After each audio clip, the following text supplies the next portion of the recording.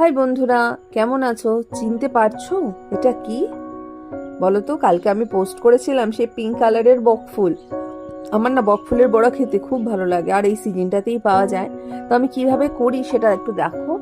তোমার 5 চামচ মতন বেসন নিয়েছিলাম, একটু জিরে গুঁড়ো, একটু ধনে গুঁড়ো, একটু তোমার কালো জিরে দিলেও দিতে পারো, একটু গোলমরিচের গুঁড়ো দিয়েছি, আর একটু হলুদ গুঁড়ো দিয়ে ভালো করে জল দিয়ে মানে তোমার ব্যাটারটাকে মিশিয়ে নিয়েছি জানো। কারণ এক হাতে ক্যামেরা আর এক হাতে ব্যাটার মিশাতে একটু প্রবলেমই হয়। আর একটু সময় নিয়ে আমি ব্যাটারটাকে মিক্স করে ব্যাটারটাকে আমি রেখে দিলাম। এবার এই দেখো, বকফুলের এই মিডিলের ডান্টিটাকে না এইভাবে ছিঁড়তে হয়, না তো একটু তেতো লাগে। এই ডান্টিটা ছিঁড়ে তোমরা খাবে। আমি কিন্তু বোটাটাকে ছাড়ছি, মানে খুলছি না বা ছিঁড়ে ফেলছি না, কারণ বোটাটা ধরেই কিন্তু আমরা এটাকে ভাজবো, তাতে বকফুলটা ছিঁড়ে বেরিয়ে যাবে না।